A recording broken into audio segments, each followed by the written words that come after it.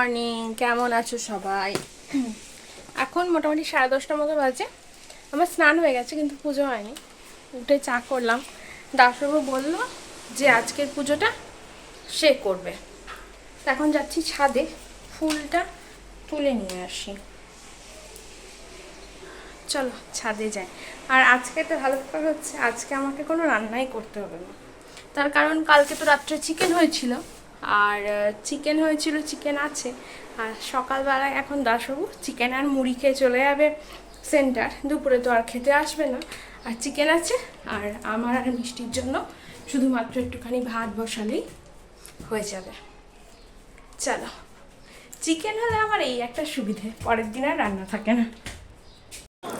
এই তো চলে এলাম ছাদে ফুল তুলতে। দেখো আমার এই ছোট্ট গাছটাতে ফুল হয়েছে। আসলে এই ডালগুলো ভেঙে ভেঙে লাগালেই না সেখান থেকে ফুল মানে গাছ হয় আর ফুল বেরোয়। তো এই ফুলগুলো আমার ভীষণ ভালো লাগে দেখতে, যখন থোকা হয়ে ফুটে থাকে আরও বেশি সুন্দর লাগে। জানো তো, একটা বিবাহিত মেয়ের জীবনে সব সম্পর্কের আগে তার স্বামী। সেই স্বামী যদি তার ভালো হয় তাহলে তার পুরো জীবনটাই ঠিক স্বর্গের মতো হয়। মানে অভাব অনটন যাই আসুক না কেন, যাই থাকুক না কেন, নিজেদের মধ্যে বন্ডিং, ভালোবাসা, রেসপেক্ট, এগুলো যদি ঠিক থাকে তাহলে মনে হয় গোটা দুনিয়া একদিকে আর ওই স্বামীর স্বাদটা একদিকে। আর যদি দেখা যায় যে তার পরিবারের বাকি সবাই খুব ভালো কিন্তু তার ওই স্বামীর সাথে তার বন্ডিংটা ভালো নেই, তাহলে ওই একটা মেয়ের জীবন নরকে পরিণত করার জন্য তার ওই খারাপ স্বামীটাই যথেষ্ট।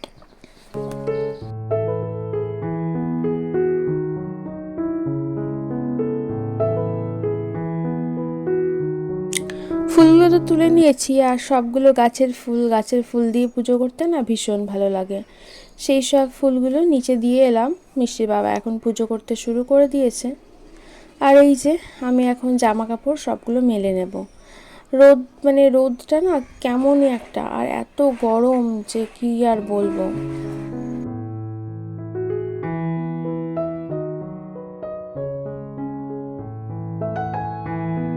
তোমাদেরকে তো আগেই বললাম যে মন বেশ ভালো, কারণ রান্না বান্না করতে হবে না। ওই চিকেন কড়াই আছে, আর শুধু মিষ্টির জন্য একটু ভাত করব।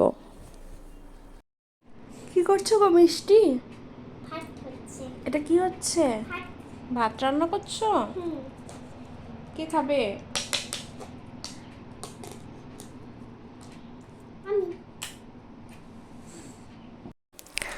দুপুরবেলায় খাওয়া দাওয়ার পর মা মেয়েতে মিলে খেলা করছিলাম। আজকে আর ওকে ঘুম পাড়ায়নি। তারপর এখন বিকেল হয়ে গেছে, চলে এসেছি ছাদে। মিষ্টি গাছগুলোতে জল দিয়ে দিচ্ছে, আর আমি এই কাপড় চোপড়গুলো তুলে নেব। ও না গাছে জল দিতে এমনিতে ভালোবাসে, কিন্তু এক এক দিন আসতে চায় না। আবার কোনো দিন যদি আমি দিয়ে দিই জল, তখন আবার কাঁদতে শুরু করে। তো যাই হোক, জল টল দিয়ে আমরা রেডি হয়েছিলাম। আমি আর মিষ্টি রেডি হয়ে গেছিলাম আমাদের পাড়াতেই একটা হচ্ছে পার্লারে একটু আইব্রো থ্রেডিং করতে। তো যাই হোক, এই তো একদম চলে এসেছি। তো মনে হচ্ছে ঠিকঠাকই করেছে, এর আগেও করেছিলাম পার্লারটায়, ভালোই করেছিল। আর এইটা হচ্ছে দেখো নেক্সট ডে মর্নিং, মানে এটা গতকাল 12ই জুন সকাল। এই দিন হচ্ছে আমার মেয়ের জন্মদিন ছিল। তোমরা সবাই ওকে আশীর্বাদ করো, ও যেন বড় হয়ে খুব ভালো মানুষ হয় এবং নিজের পায়ে দাঁড়াতে পারে। একটা মেয়ের কাছে নিজের পায়ে দাঁড়ানোটা ভীষণ জরুরি। আর আমি ওই যে দেখলে মেঝেতে চাদর পেতে রেখেছি, কারণ মেঝেটা খুব ঘামছে, পাটা স্লিপ করছে খুব টাইলসের ওপর, ওই জন্য। ওইদিকে কাজের দিদি কাজ করতে এসেছে, আর আমি তো রান্নাঘরে। দেখো দুধটা জাল করতে দিয়েছিলাম, দেখি দুধটা কেটে গেল। তো জন্মদিনের দিন দুধটা কেটে গেল, একটু মনটা খারাপই হলো। যাই হোক, কোনো ব্যাপার না, কাটা দুধ দিয়ে লেবু দিয়ে বানিয়ে দিলাম ছানা। আর এখানে আবার নতুন করে দুধ গরম করতে বসিয়েছি, আর অন্যদিকে বসিয়ে দিয়েছি চা। আর এই তো আমার কিন্তু স্নান টান সব হয়ে গেছে। এই দিন তো ষষ্ঠীও বটে, অরণ্য ষষ্ঠী বলে, জামাই ষষ্ঠী বলে। আমার শ্বশুরবাড়িতে না ষষ্ঠী পুজো করার নিয়ম নেই, মানে গাছতলায় গিয়ে পুজো করার নিয়ম নেই, খালি গায়ে পালন করতে হয়, মানে ভাত খাওয়া যায় না, নিরামিষ খেতে হয়, এই আর কি। তো এদিকে কাপড় না সরি বাসনগুলোকে উপর করে দিয়েছি এখানে দিয়ে, জল ঝরানোর জন্য মেনলি। আর তারপরে একটুখানি এবার আমি চলে যাব হচ্ছে বাজারের দিকে, কারণ ওই যে বললাম মেয়ের জন্মদিন, তো আমি না খেলে কি হবে, মেয়ের জন্য একটুখানি একটুখানি স্পেশালি মাছ আনতে যাচ্ছি, ওকে একটু মাছ ভাজা করে দেব। আর চিংড়ি মাছ খেতে খুব ভালোবাসে, তাই জন্য চিংড়ি মাছও নেব। আর দেখলে ওখানে আমাদের পাড়াতে ওখানে পুজো করছে সবাই, আর আমি বাজারে এসেছি মোটামুটি 10টা 5 10 এরকম নাগাদ। তো ততক্ষণে বাজার প্রায় শেষের দিকে, একেই তো ষষ্ঠীর বাজার, বুঝতেই পারছো, সবাই সব কিছু কিনে নিয়েই চলে গেছে। তো আমিও অল্প করে কাতলা মাছ আর চিংড়ি নিয়ে নিলাম। বিধ্বস্ত অবস্থা, কি গরম বাইরে।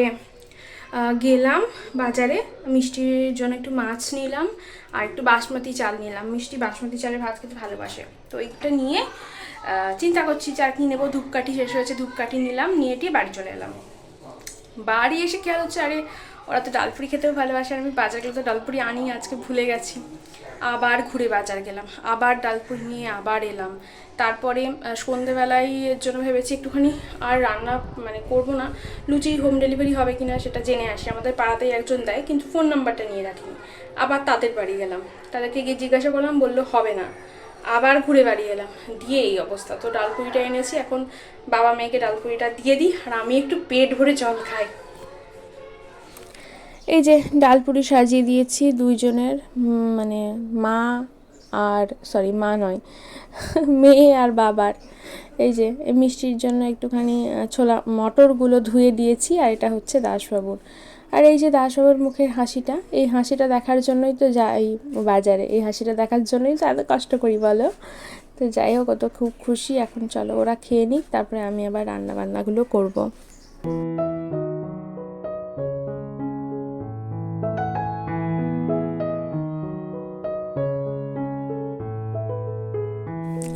মিষ্টির ঠাম্মি আসবে বলেছিল সকালের দিকে, তো যাই হোক আসেনি।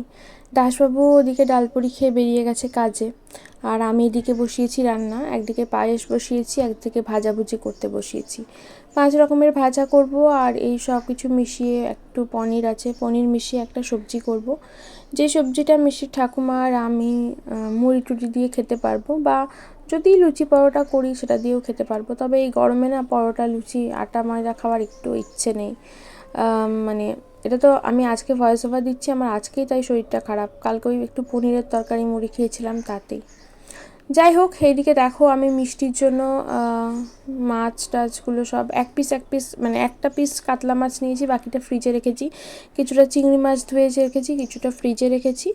আর এখন ভাজাভুজিগুলো করে নিচ্ছি। 5 রকম ভাজা করছি, আলু, পটল, বরবটি, বেগুন আর ফুলকপি। আর এইদিকে হচ্ছে সবজিটা কেটে নিয়েছি পনিরের জন্য। ওইদিকে আমার মোটামুটি পায়েসটাও রেডি, আর শুধুমাত্র মাছ ভাজা চিংড়ি ভাজা করলেই হবে। আর ভাতও বসাবো অল্প করে মিষ্টির জন্য, কারণ প্রথমে শ্বশুর শাশুড়ি বলেছিল যে আসবে, তারপর জানালো যে বিকেলের দিকে আসবে। তো ভাত যেন না করি, মানে শাশুড়ি মা তো খাবে না ষষ্ঠী, শ্বশুর মশার জন্য ভাতটার যেন না করি। তো সেই জন্য অল্প করে করছি, একদম অল্প মিষ্টির মানে মিষ্টির খাওয়ার মতো। আর এই তো চলো, পায়েস হয়ে গেছে, এ দেখো ভাজাভুজি হয়ে গেছে। অল্প অল্প ভাজাভুজি করেছি। আমার মেয়ে না একটু একটু করে সবই খেয়েছে, পায়েস খেতে চায় না। সবচেয়ে বড় ব্যাপার হচ্ছে মিষ্টি পায়েস খেয়েছে, আর খেয়ে বলেছে যে মা পায়েসটা খুব সুন্দর হয়েছে। যা কারো মানে বাচ্চার জন্য জন্মদিনে পায়েস রান্না করা, আর তারপরে সেটা বাচ্চা যদি বলে খেয়ে যে ভীষণ ভালো হয়েছে, মানে সেই দিনটা সার্থক হয়ে যায় একজন মায়ের কাছে। তো এই তো আমি এখন পনিরগুলোকে ভেজে নিচ্ছি। আসলে পনিরটা বেশ কয়েকদিন ধরে ফ্রিজে ছিল, সেই জন্য একটু লাল লাল করে ভাজছি। নইলে পনির আবার খুব একটা ভাজলে আমার পছন্দ হয় না। তবে আমার বাড়িতে আমার বাবা আমার বর একটু বেশি লাল লাল ভাজা পনির পছন্দ করে। আর পনিরে দেওয়ার জন্য একটুখানি আদাও আমি বেটে নিচ্ছি।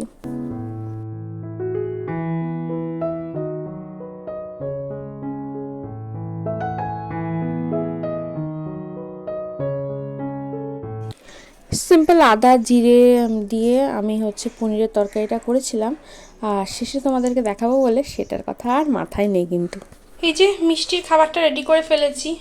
তো আজকে তো আর কেউই নেই, আমার ষষ্ঠী, তাই জন্য আমি ওই পনিরের তরকারি দিয়ে মুড়ি খাবো।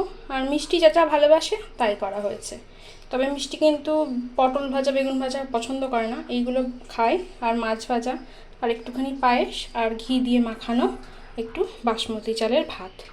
এই হলো আজকে রান্না, আর কিছুই করলাম না, কারণ মানে বাড়িতে তো কেউই নেই, আর মিষ্টি তো ও যেটুকু ভালোবাসে সেটুকুই আজকে করলাম। বাড়িতে কেউই নেই, আমি আর আমার মেয়ে। তবে এই তো এখন ওকে গুছিয়ে দিয়ে দিয়েছি খেতে, আর মেয়েটা কিন্তু বেশ খুশি। Thank you. ও ছোনাটাকে সবাই আশীর্বাদ করে দিও। সোনাটা খুবই লজ্জা পাচ্ছে বার্থডের জন্য, তাই না? খুব লজ্জা পাচ্ছে, আর খাবার দেখে হ্যাপি। হ্যাপি? কতটা হ্যাপি গো? অনেকটা। ও সোনা এটা।